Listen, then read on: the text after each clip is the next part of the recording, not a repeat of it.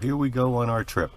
We're heading to Florida, so we're going to drive about 800 miles. And this trip is going to be interesting because here is somebody called Hurricane Sally remnants. So I may have to, when I get to Knoxville, make a change and start going this way and then head down. So right now, not sure, but I do have an alternate plan just in case when I get to Knoxville. It would add about 50 minutes to the trip. So here we go. We'll kind of from time to time keep you update, and we're heading to southern Kentucky right now. Well, it's 4:30 in the morning, and here we are heading south. I should have mentioned I now have full service driving, so you can see I'm navigate on autopilot, and it just merged perfectly onto the interstate. So far my first test with this was fun, and we'll see what happens. So next stop will be in London, Kentucky. I've arrived in London, Kentucky, and there's a bunch of stuff here.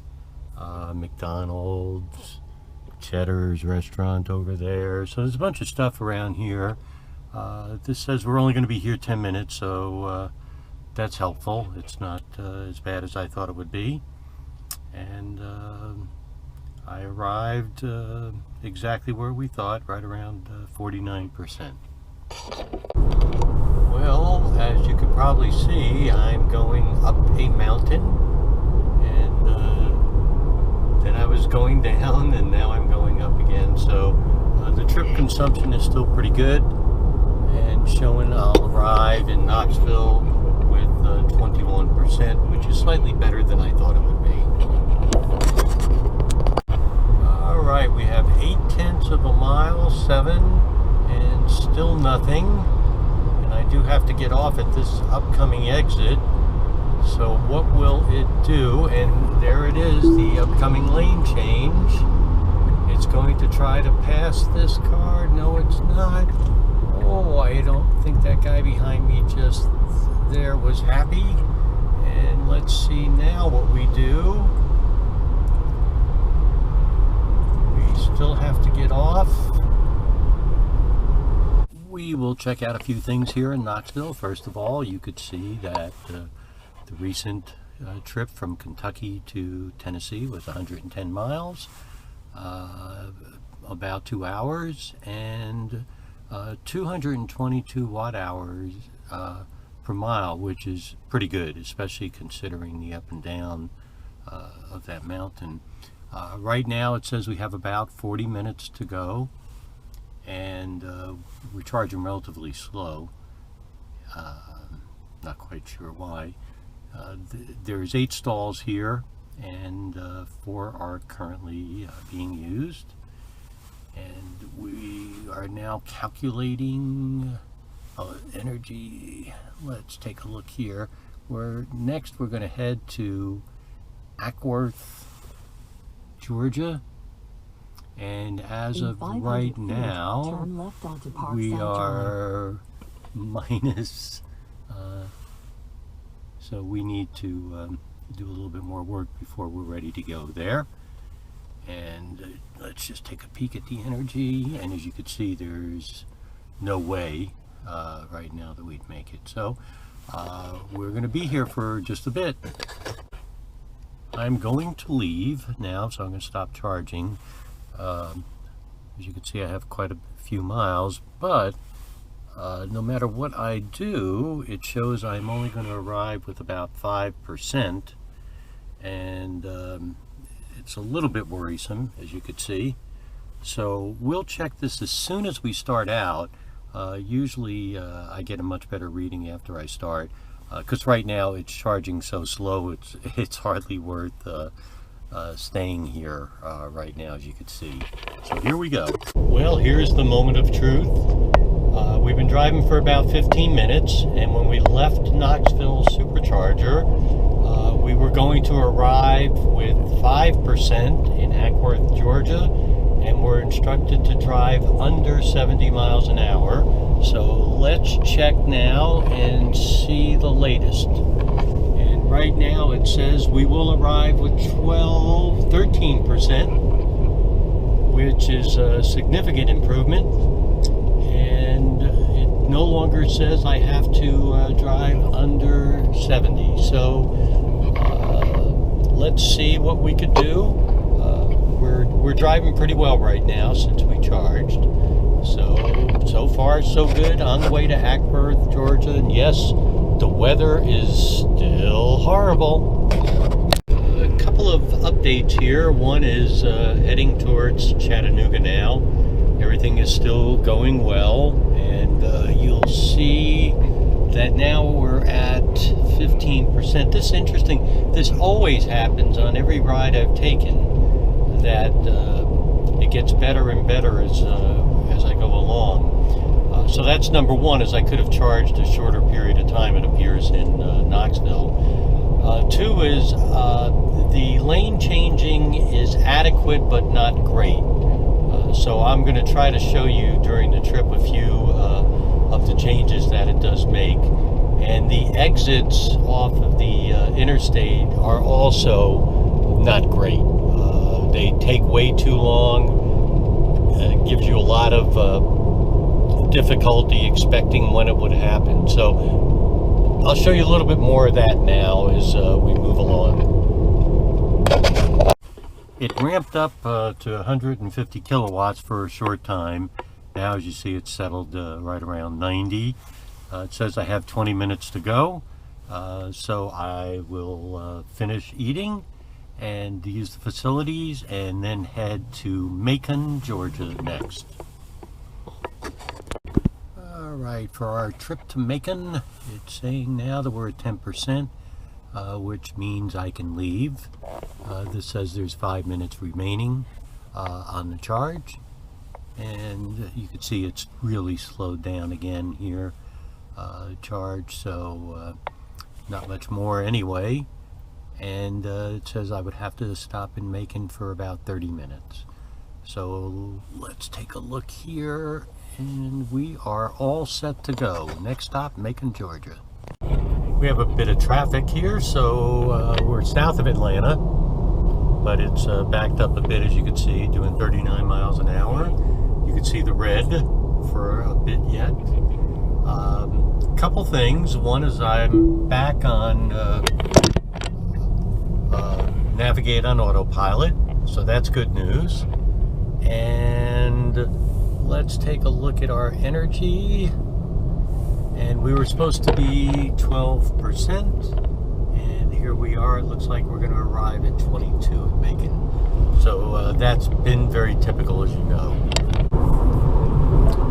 We are in Macon, Georgia, on I-75, heading to the supercharger, which should be on the 475 bypass, which is a much straighter route south. Unfortunately, it's not.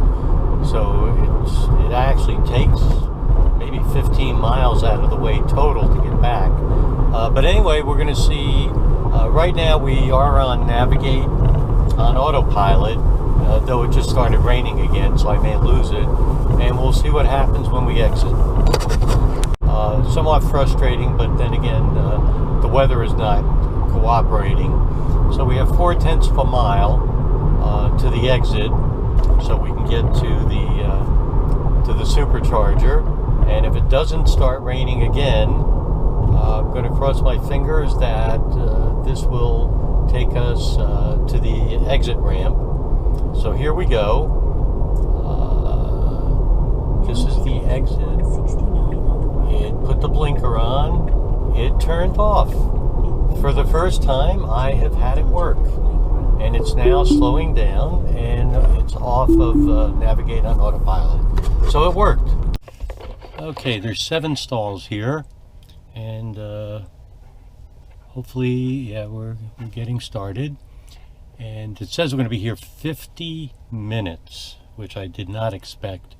The other thing is the instructions are wrong. So if you go to the Macon Supercharger, it gives the wrong instructions. So the only way I could help you is it's It's on the Panera side of the road, not the Kroger side. Again, the instructions were incorrect on the map. So here's where we are, and we're here, I guess, for a real long time. We're going to make a bit of a change here. Instead of 50, we're going to do 15 minutes, and then we're just going to go to Tifton, Georgia, which is a short distance away, and charge again instead of waiting here for almost an hour. I think that's reasonable, and that is what we're going to do. So we are going to leave Macon as soon as we get about 10% to Tifton, and then Lake City, and that will be our last stop of the day, is Lake City. So right now, Tifton showing 0% we get there. I'm just going to wait until it gets to about 10 and take off. And according to this, I only have to wait 10 more minutes. It's charging rather slow. I guess, I don't know why. It's frustrating. It's time for a status. We're about just over 45 miles away from our stop in Tifton, Georgia. Though it's still cloudy and still hurricane remnants, it's not raining nearly as much as it had been, so that's good. So I am on Navigate on Autopilot, and let's see how that 15% is doing. 21% when we arrive, which is too much, so I need to keep working on this and get better at doing that. So we are between Macon and Tifton, Georgia. We'll stop there, and then we're going to head to Lake City, Florida, and then head towards the Atlantic Ocean. Well, we're only 2 miles from our exit, so I'm staying in the center lane, and as long as I stay on Navigate on Autopilot, I want to see how it brings me over the different lanes to exit. It's extremely windy right now. It seems to be a wind coming from my right and left. You can see I have an upcoming lane change here. So let's see what happens. I'm going to leave this on for the next few minutes so we could watch this. I don't see anybody in my right lane, and here we go. So it's making the turn over to the right lane,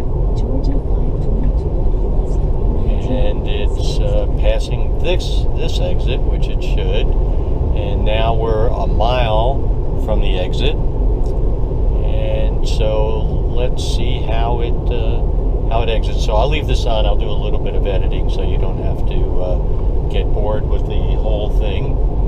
But we're getting there, and again, this exit will be the Tifton, Georgia supercharger, and it looks like we're going to arrive. I'll confirm when we get there. This has been one of my worst segments, but not too bad, to be quite honest with you. But here we go, and now we have confirmed that we're getting into the right lane. The car is slowing down now, and it looks like it's a difficult turn. Let's see what it does. It has slowed me down.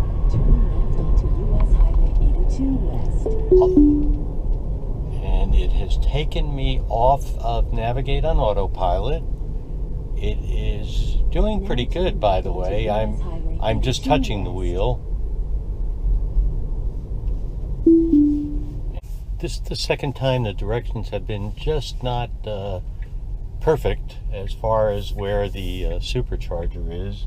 So I've made a U-turn, and it's one of those famous unnamed roads that got me this time. So it is actually right over here, and I think I'm going to luck out because I believe there's a Starbucks there. Now turn right. And let's see. I'm going to go here. Someplace over here I saw the superchargers, and there they are. Okay. So I'll be here for a little while in Tifton, Georgia, as I said. Okay, we in an hour and 36 minutes, 108 miles, 242 watt hours per mile. Not horrible. And we ended at 20%. We were supposed to end at 12. Typical. 47 miles left. I don't use percentages. And so let's go ahead and charge up and then head to Starbucks. Let's take a peek at how long we'll be here. She's starting to ramp up. It looks like 25 minutes will get us to Lake City, Florida, which is our next stop. And so about 25 minutes and we'll be on our way. So as I head to Lake City, Florida, it continues to be very windy, though the weather is finally breaking and there's more brightness than there's been all day, so I guess the hurricane is leaving. And the 10% I left with is now 15% estimate on arrival. Currently, we've only been on the road about a half hour, and 245 watt hours per mile. With the wind, which is now more of a headwind, that's understandable. So doing really well, and so far so good. So here's an issue coming up. I really want to take Interstate 10 east towards Jacksonville. That's the direct way to where I'm going. However, because of the location of the supercharger, I'm going to pass it by about 8 miles and then have to come back. So it's going to cost me about 15 miles because of the location. And also when I was coming down, I was going down I-75, and typically I would take 40 east to 26. I couldn't do that because of the location of the Knoxville supercharger. So this I-75 south is what it's set up for, but it really is not set up to head east. And it would have added a great amount of time to my trip. So this is very unsatisfactory. But I mean, there's nothing I could do, and I'm sure they put it where it was the right place. So we'll have to see what happens here. We've arrived with 18% after it was estimated to be 10%. So let's go ahead and charge up. I left Lake City, Florida, with an intent to arrive with 10% at my destination.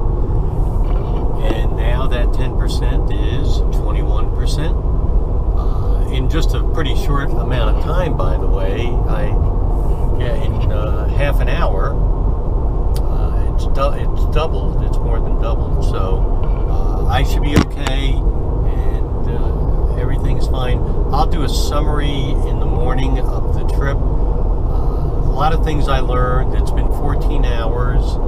I know that I lost 45 minutes due to weather and construction, and I lost 30 minutes to bad charging. Well, thank you for following part one of my trip. So we got to Florida, and soon I'll have part two done. A couple of things I do want to mention. One is the ramp exits on full service driving. They were actually too aggressive for me. I thought it waited too long to signal that it was going to change lanes. And once it changed lanes, it really took forever to slow down the speed. As a result, I had to override it a number of times. So I think it was great up until the point where it just felt way too aggressive. Lane changing, I think is very good. I was worried about it, and so many times I would kind of override it. But on part two, I really got used to it, and frankly, lane change works really well. It's consistent and it's safe, so I think very highly of the lane changing on full surface driving. Supercharger locations, to me, it was a problem. First of all, Tesla, thank you for your tremendous network that you've built. But part two is heading south on I-75. I wanted to head east towards Asheville from Knoxville, but it was the difference was almost an hour because the only charger, the only supercharger in the area, was on the west side of Knoxville, and here I wanted to travel east, so was not able to get on I-40 heading east without losing a lot of time. Lake City, Florida, similar. Heading south, I wanted to cross east to Interstate 10, and I had to go south by 7.5 miles to the Lake City Supercharger, and then come back and then head east on 10. So there's another 15 miles, 15 minutes, or even more. Um, the destination percent, my problem. Every time I charged, I would try to wait until I got to about 10% estimate at the destination. It was always wrong. It had always underestimated, which is good. I'm glad it didn't overestimate. Um, so I would, if it said 10%, I would always arrive with 15 or 20%. So, which would have allowed me to charge a shorter period of time. Though I did learn during this, instead of a 50-minute charge at one point, I only charged for 15 minutes and went to a next supercharger. So learned a lot during this. Part two, I think you'll find more interesting as I took what I learned from part one. So see you soon.